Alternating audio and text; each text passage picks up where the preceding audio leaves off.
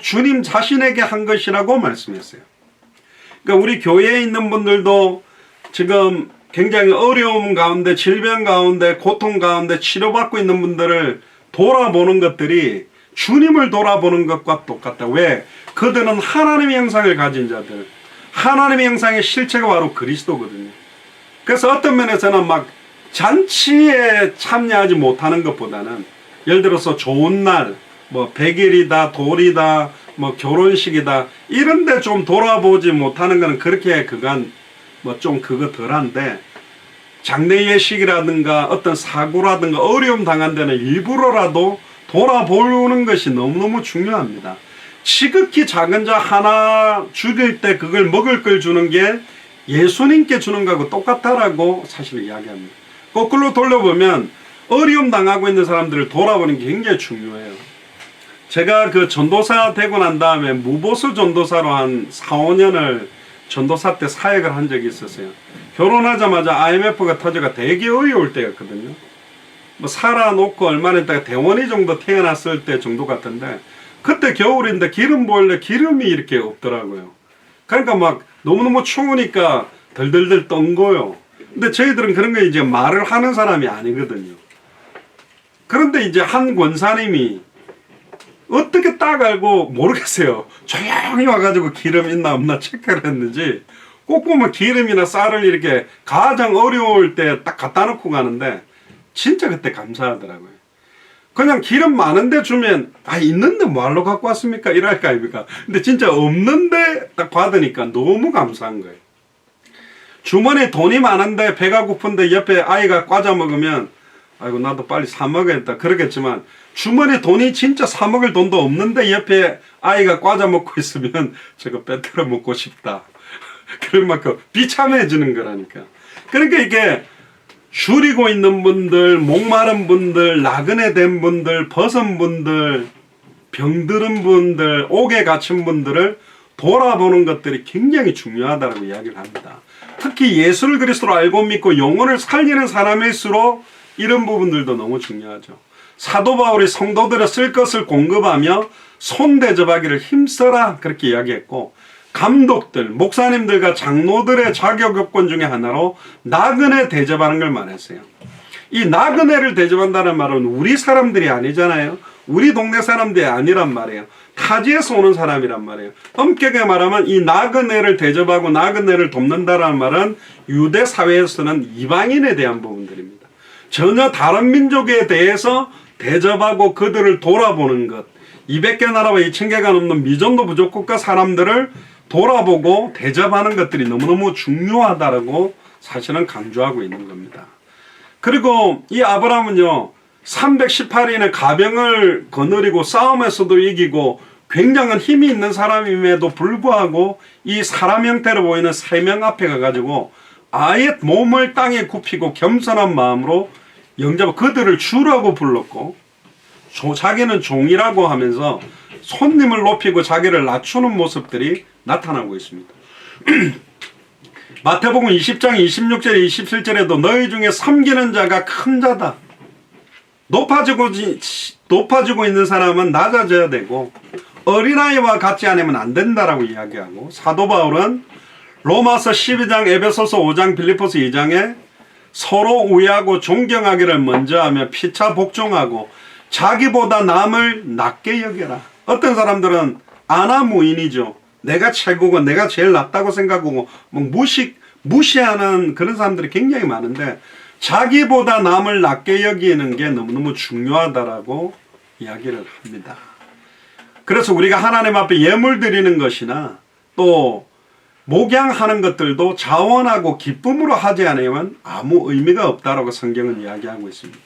6절에서 8절에도 보면 아브라함이 급히 장막에 들어가 사라에게 이르러 이르되 속히 고운 가루 세스알을 가져다가 반죽하여 떡을 만들라 하고, 아브라함이 또 짐승떼에 달려가서 기름지고 좋은 송아지를 취하여 하인에게 주니 그가 급히 요리한지라.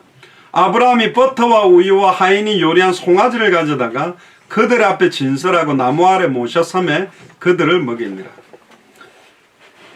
세스하면 약 22리터 정도 된단 말이에요. 그러니까 굉장히 풍족하게, 또 기름지고 좋은 송아지. 여러분들 나이 많은 소를 잡아도 그게 대단한 건데, 기름지고 가장 좋은 송아지를, 원래 그 송아지 고기가 굉장히 부드럽고 맛있잖아요. 기름지다라는 원어, 라크라는 원어의 뜻에 보면 부드럽고 연하다. 그리고 버터와 우유, 송아지 최고의 요리를 대접했습니다. 아브라함은 손님 대접하되 즐거이, 겸손히, 간절히, 자원함으로 정성스럽게. 그래서 우리가 나그네라든가 새롭게 만나는 사람들에게 이렇게 대접하고 접대하는 것이 그 개인뿐만 아니라 그 사람들의 나라를 살릴 수 있는, 선한 사마리아인의 비유에서도 나타나는 그 사마리아인의 모습을 보면서, 그러니까 그는 사마리아인이 사실은 유대인을 도운 거거든요. 도적 만난. 그러니까 거꾸로잖아요.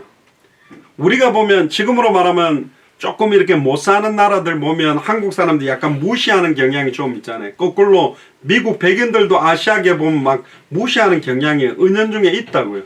덩치도 크지, 나라도 잘 살지, 뭔가 영어도 뭔가 경제적인 배경이 있지 이러니까. 근데 절대로 그렇게 하지 말라고 이야기하고 있습니다. 그래서 우리가요, 스페니시권들이나 뭐 저 아프리카에 있는 사람들을 너무 무시하고 나는 잘 살기 때문에, 난 당신보다 그거하기 때문에 돕는다. 절대로 그거는 알게 돼 있습니다. 우리나라에 초창기 선교사님들도 와가지고 조선이라는 나라의 사람들이 막 좋은 면도 있지만 사람들의 조금 야만적인 모습들을 막 보면서 선교사들이 무시한 게 많았어요. 그래가지고 선교사들하고 한국 성도들하고 갈등이 생겨가지고 막 서로를 미워하는 분위기가 굉장히 깔리게 됐습니다. 그때 이제 한국의 영적 대각성 운동이 사실은 일어납니다. 그래가지고 선교사님이 한국 사람들에게, 또 한국 사람들이 선교사님들에게 제가 선교사님에 대해서 이렇게 못마땅히 여기고 돌아서서 뒷담화를 하고 욕을 했었던 거 너무너무 회개합니다. 그러니까 아니 선교사님도 나도 솔직히 백인으로서 당신들 보면서 너무 그렇게 좀 무식하고 막 야만적이고 그렇다고, 내가 정말 그렇다고 막 선교사들하고 우리 한국 성도들하고 끌어안아서 막 울면서부터 평양 영적 대부흥 어떤 각성운동과 부흥운동에 바람이 부는데 그 하나됨이 있었어요. 그러니까 초대교회 힘의 원동력이 복음을 갖고 있기 때문에, 그리스도 안에서 진짜 예수를 그리스도로 알고 믿는 사람들이라면 니것 내것 없이 완전히 하나 되고 일심으로 전심으로 합심으로 서로가 가족보다도 더 끈끈한 중심들이 엮여지면서 큰 일들을 해내는 원동력이 생기거든요. 그것들을 지금 이야기하는 겁니다. 9절에 보면 그들이 아브라함에게 이르되 네 안에 사라가 어디 있느냐 대답하되 장막에 있나이다. 성경에 보면 좋은 아내, 시편 128편 3절에 보면 내 집 내 실에 있는 네 아내, 아내가 그 집에 거하지 않고 막 돌아다니고 바람 나가지고 돌아다니는 아내는 좋은 아내라 안 보고 있는 표현도 있고요. 디도서 2장 4절 5절에 보면 남편과 자녀를 사랑하며 집안일하며 남편을 복종하며 남편은 또 아내를 사랑하라는 면들이 있고, 잠언 7장 11절에 보면 그 발이 집에 머물지 아니하는 음녀라는 표현이 있습니다. 이거는 여자는 집안일만 해야 돼, 그 표현이 아니라 가정을 돌아보는 영적인 어머니 역할을 하지 않는 자들은 분명히 영적이든 육적이든 음녀처럼 타락되게 돼 있다는 묘사들이 있어요. 그만큼 여자분들, 어머니들의 자녀 교육이 굉장히, 요즘은 남편과 아내가 같이 동시에 일하고 있기 때문에 교육의 몫이 아버지와 아내에게 동시에 있습니다. 가정일도 동시에 도와야 됩니다. 여기서는 여자분에 대한 표현이 나왔으니까요. 10절에 보니까 그가 가라사대 기한이 이를 때에 내년 이맘때에 내가 정녕 네게로 돌아오리라. 네 아내 사라에게 아들이 있으리라 하시니 사라가 그 뒤 장막문에서 들었더라. 이제 하나님께서 네 아내 사라에게 이제 아들이 있을 것이다 이렇게 이야기를 합니다. 아까는 그들이라 그랬는데 10절에는 그가 가라사대, 여기서 그라고 말한 그분이 바로 하나님 자신이라고 말씀하는 거죠. 그러니까 11절에 15절에 웃긴 장면이 나옵니다. 아브라함과 사라가 나이가 많아 늙었고 사라의 경수가 끊어졌느니라. 사라가 속으로 웃고 이르되 내가 노쇠하였고 내 주인도 늙었으니 아이고 내 남편도 할아버지고 나는 할망구인데 할아방 할망구인데 어떻게 자식을 놓을 수 있겠냐. 그때 여호와께서 아브라함에게 이르시되, 여기서 분명히 보면 그가 이르시되라고 하는, 여기는 여호와께서라고 되어 있죠.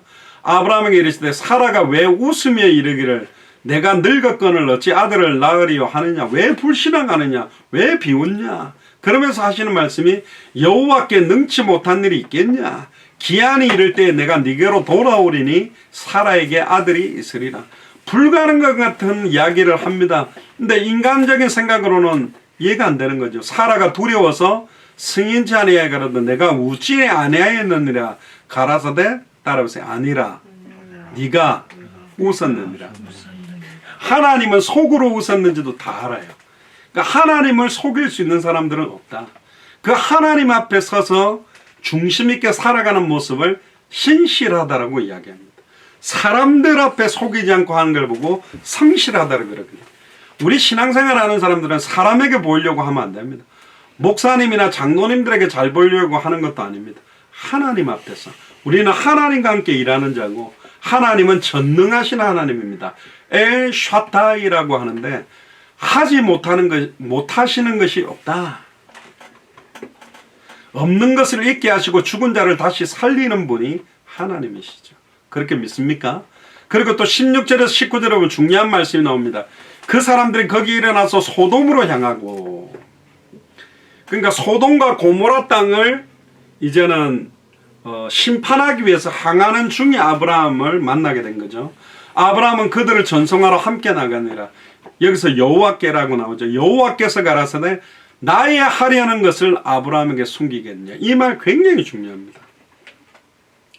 하나님은, 하나님의 방법은 말씀을 주시고 그 말씀을 붙잡은 사람을 통해서 이루십니다. 하나님이 직접 해버리지 않고 반드시 의의 병기로 사람이 쓰이든 불의의 병기로 사람이 쓰이든 사람을 사용합니다. 바로 왕을 강팍하게 하니도 여호와요, 모세를 보내니도 여호와인 것처럼.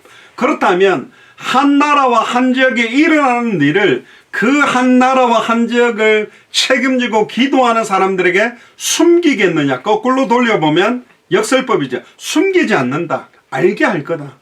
왜 지금 인도가 저렇게 많은 사람이 죽어가는지, 왜 저렇게 미얀마가 쿠데타가 나는지, 왜 이렇게 백신과 치료제가 있는데도 불구하고 변이 바이러스가 2중, 3중, 4중 지금 늘어나면서 각 나라가 손을 쓸 수 없을 상대로 이렇게 하는 것에 대해서 복음 가진 전도자들에게 숨기겠느냐? 숨기지 않는다. 이건 시대를 향한 하나님의 경고와 메시지다. 진짜 깨달아야 된다. 저는 진짜 인도 보면서 안타깝더라고. 야, 하루에 4, 5천 명씩 막 죽고 하루에 40만 명, 50만 명이 확진된다.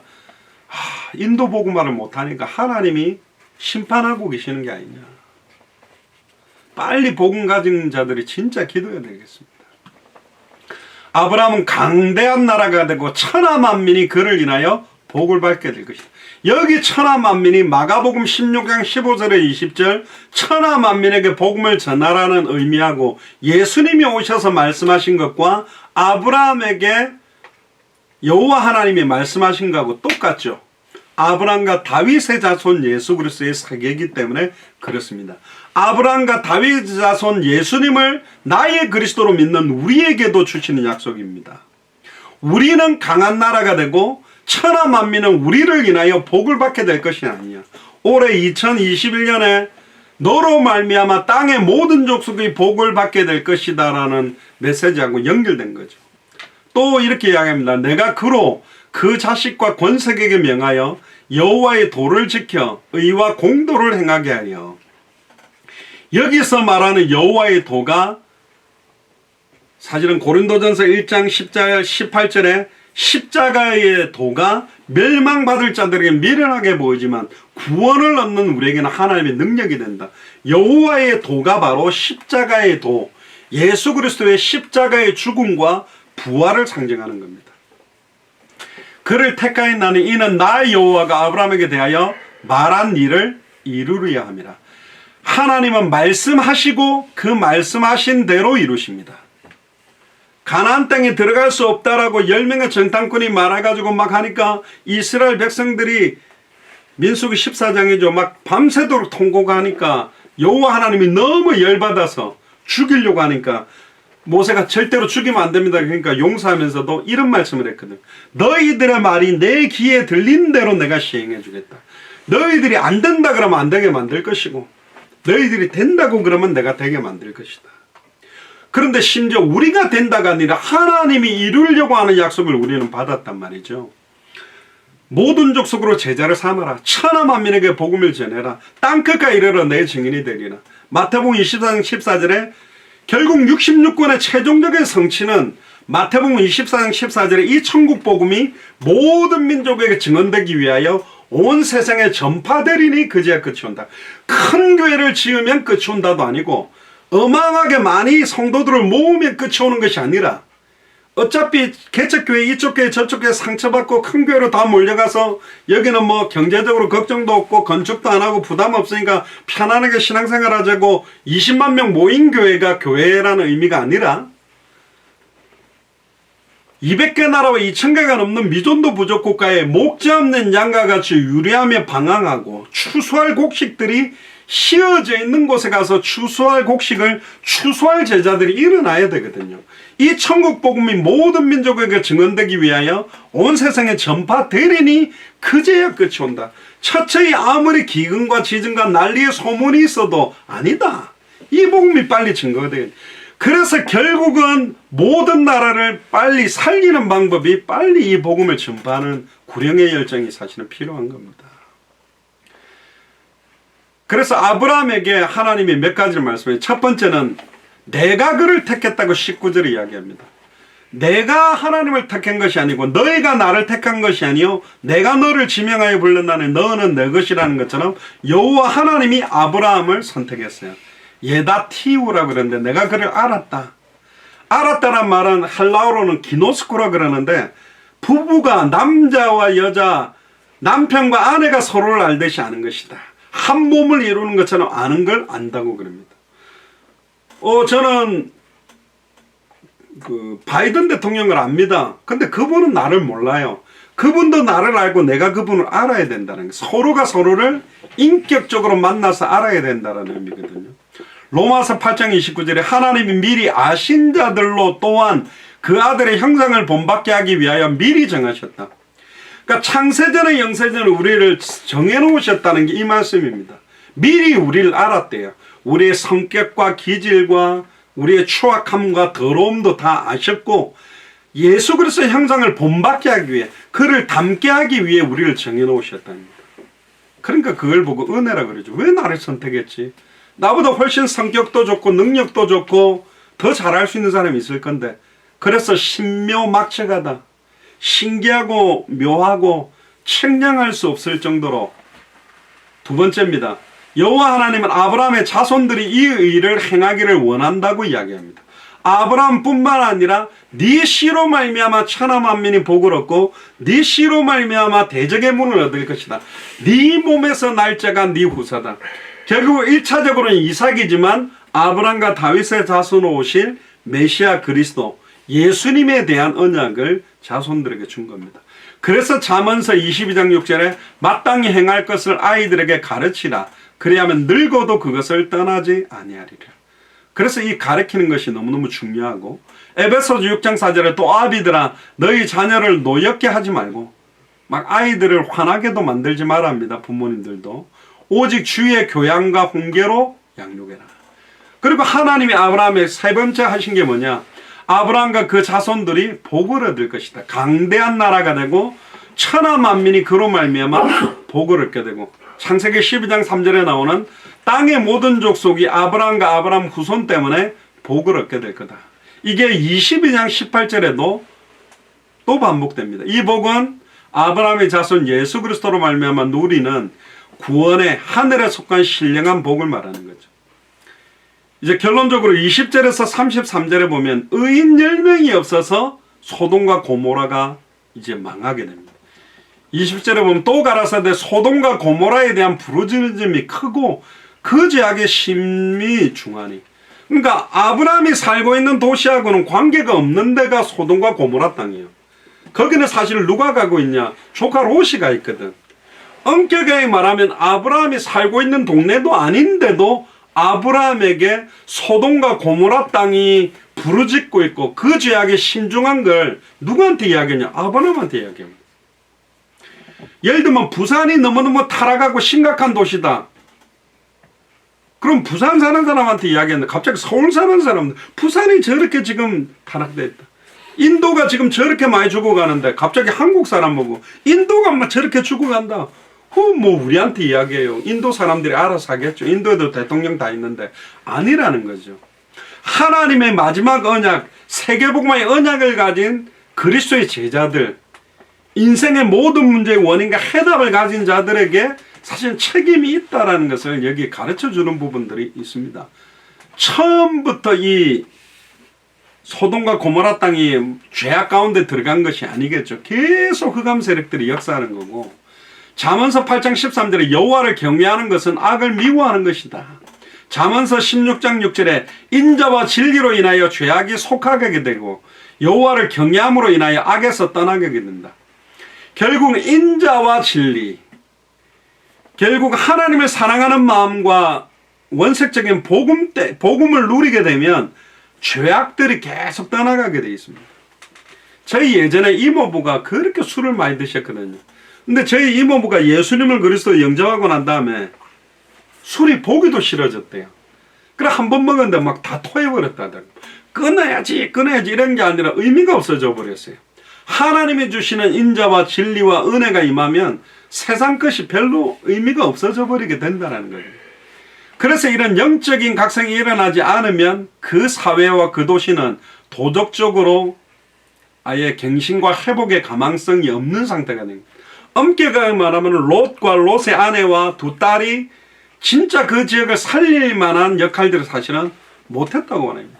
신약 성경에는 롯이 의인이라고 표현되어 있었지만 겨우 자기 믿음을 지키는 정도였지 다른 사람을 살려내는 생명운동, 말씀운동, 제자운동까지는 할 수가 없었던 것 같습니다. 그러다 보니까 그 부르짖음이 어마어마하게 크고 또 다음에 이제 소돔과 고모라 땅에 나오면 어느 정도로 소돔과 고모라 땅이 추악하고 더러운 상태인지가 나타나게 되거든요. 결국은 복음을 갖고 있는 사람들이 영적으로 무감각해지거나 영적인 안전병이가 되고 영적인 소경이 되고 영적인 중풍병자가 된 상태로 죽어가는 현장에 대해서 관심 없고 복음과 생명운동, 말씀운동, 제자운동, 전도와 선교에 관심을 끊어버린다면 그 지역은 이 시대의 소돔과 고모라 땅 같은 저주 상태로 사실은 들어갈 수밖에 없습니다. 베드로후서 2장 7절 8절에 보면 소돔성에 살았던 의로운 롯은 날마다 저 무법하고 불법한 자들의 음란한 행실을 보고 들음으로 심령이 상하고 고통을 느꼈고 하나님께 부르짖었다고 되어 있어요. 그러나 대치이십니다. 그것까지예요. 그 이상을 하지를 못했던 거죠. 죄 가운데서도요, 작은 죄가 있고 중대한 죄가 있다고 합니다. 부지 중에 실수로 지은 죄, 연약해서 지은 죄는 좀 죄지만 작다고 보지만 알면서도 고의적으로 반항적으로 하나님을 대적하면서 짓는 죄는 큰 죄라고 말합니다. 근데 성경이 말하는 죄는 히브리어로 하타, 헬라어로는 하말티아, 또 다른 표현들도 많이 있는데 가장 좋은 두 가지 의미, 똑같은 의미인데 화살을 쏘았는데 관역을 벗어나는 것이 다 죄다. 그러니까 화살을 쏘았다면 여기 좋은 게 있네요. 이 관역판입니다. 이게 화살이라고 보면 화살 정중앙을 딱 맞아야 죄가 안 되는 거예요. 근데 화살이 힘이 없어가지고 앞에다가 떨어지고 힘이 너무 써서 관역을 넘어가는 것도 다 죄래요. 그런데 내가 아무리 잘 쏘려고 했는데 정중앙을 못 맞추는 경우가 있는데 이 화살은 너무 여기서 맞추는 것과 똑같아요. 너무 중앙을 맞추기 쉽대. 그럼에도 불구하고 어떤 경우는 의도적으로 중앙을 맞추지 않고 딴 데를 맞춰버리는 것도 죄라는 거예요. 지금은 어떤 죄가 많냐? 이걸 정중앙을 맞추려고 하다가 못 맞추는 것보다는 아예 다른 걸 맞춰버린다는 거예요. 그걸 보고 죄라는 겁니다. 알고 벗어나게 하든지 모르고 벗어나게 하든지. 성경의 핵심이 예수가 그리스도라는 걸 알면서 예수가 그리스도라는 복음보다는 아예 육신적이고 인간적이고 다른 것들, 신비운동, 은사운동, 귀신 쫓아내고 구제하는 것이 성경의 핵심의 모든 것인 양 다른 것들을 강조해버리는, 예수에 관한 것을 많이 이야기하지만 왜 예수님이 그랬었는지 핵심을 놓치게 만드는 다른 행사들, 프로그램들, 이런 것들이 모두 다 사실은 죄송합니다, 죄가 되어버린다. 예수가 그리스도라는 것을 아는 사람이 하는 헌금, 아는 사람이 하는 봉사, 아는 사람이 하는 구제는 영혼구원 생명운동을 위한 구제가 되고 헌신이 되고, 바자회를 하더라도 야, 이번에 바자회 해가지고 돈이 많이 남아서 거기에 집중하는 것이 아니라 바자회를 통해서 만나는 사람들이 어떻게 하면 복음이 증거될까라는 포커스를 놓치지 않게 된단 말이에요. 성경의 핵심을 모르고 헌금하다가 죽은 사람이 아나니아 삽비라입니다. 성경의 핵심이 무언지를 모르고 사도 역할을 하다가 자살해서 죽은 사람이 가룟 유다예요. 가룟 유다는 단 한 번도 예수님을 그리스도라고 부른 적이 없습니다. 랍비라고만 불렀습니다. 핵심을 놓친 사람이라는 거죠. 나의 생각이 하나님의 생각, 나의 마음이 하나님의 마음, 나의 중심이 하나님의 중심에서 벗어난 모든 것이 죄다. 요한복음 20장 31절의 성경 기록 목적이 예수께서 그리스도심을 믿게 하려 하며 또 너희로 믿고 그 이름을 힘입어 생명을 얻게 하는 비밀을 놓치고 하는 모든 건 죄다. 멋있는 수련회, 각종 너무나 재미있고 감동을 주고 눈물을 쏟는 행사는 많이 했는데 예수가 왜 그리스도인지에 대한 원색적인 비밀을 밝히 증언하는 걸 하지 않았다면 그것도 죄 지은 걸 수도 있다. 성경의 핵심을 놓치고 헌금 많이 해도 그건 죄 짓는 게 될 수 있어요. 성경의 핵심을 놓치고 봉사를 많이 하면 해놓고 낙심하고 좌절하고 시험 들어버리는 것입니다. 하나님의 말씀을 놓친 게 죄다. 왜? 요한복음 1장 1절 14절에 태초에 말씀이 계시더라. 이 말씀이 하나님과 함께 계셨으니 말씀이 하나님이고 말씀이 눈에 보이는 사람의 몸을 입고 오신 분이 예수님이기 때문에 말씀을 놓친 게 죄라는 말은 예수가 그리스도라는 것을 놓친 것이 죄예요. 왜 그렇습니까? 하나님과 단절되어 죄와 저주 가운데 사단에게 매여 살아가고 숨쉬고 호흡하는 모든 것들이 사실은 죄다. 그리스도 안에 있느냐 밖에 있느냐, 그리스도 밖에서는 아무리 진실해도 그건 죄가 되는 겁니다. 아무리 착한 선행을 한데도 그거는 죄가 되는 거예요. 그래서 구원은 단번에 영원히 하나님을 만나는 것이며, 구원은 단번에 영원히 죄와 저주에서 해방받는 것이며, 구원은 단번에 영원히 사탄 사망 권세에서 승리하는 겁니다. 그러니까 예수를 그리스도로 알지 못하도록, 믿지 못하도록, 순종하지 못하도록 하는 것도 죄다. 그러면 가장 죄를 잘 지을 수 있는 사람들이 누구냐? 저와 같은 메신저들, 설교하는 사람들, 사역자들입니다. 계속 성경만 쓰게 만들고 계속 읽게만 만들고 계속 외우게만 만드는 게 아니라 핵심이 뭔지를 알고 읽기 시작하면, 핵심이 뭔지를 알고 쓰기 시작하면, 핵심이 뭔지를 알고 외우기 시작하면 이 말씀이 더 살아서 역사할 건데 거꾸로 막 시키는 거죠. 21절을 보세요. 내가 이제 내려가서 그 모든 행한 것이 과연 내게 들린 부르짖음과 같은지 그렇지 않은지 내가 보고 알려 하노라. 하나님이 하늘에서는 모르고 내려와야만 하느냐, 그 의미가 아닙니다. 10편 139편 1절에 4절에 보면 여호와여 주께서 나를 감찰하시고 아셨나이다. 주께서 나의 앉고 일어섬을 아시며 멀리서도 나의 생각을 통촉하시오며 나의 길과 눕는 것을 감찰하시며 나의 모든 행위를 익히 아시오니 여호와여 내 혀의 말을 알지 못하시는 것이 하나도 없습니다. 우리의 신음에도 응답하는 분입니다. 그러니까 우리의 모든 것들을 사실 다 알고 있고, 소돔과 고모라 땅에 있는 사람들의 추악하고 더러움이 얼마나 극에 달했는지도 다 알고 계시는 분이 하나님이십니다. 계시록 18장 5절에도 그 죄가 하늘에 사무쳤다. 죄가 하늘에 사무쳤대요. 하나님께서 그의 불의한 일을 기억하셨다. 하나님은 모든 것 다 합니다. 하나님을 속일 수 있는 사람은 없어요. 반드시 다시 오실 그리스도께서 심판주로 오셔서 공의롭게 홀이라도 남김없이 샘하시면서 심판하실 거다. 22절에 그 사람들이 거기를 떠나 소돔으로 향하여 가고 아브라함은 여호와 앞에 그대로 섰더라.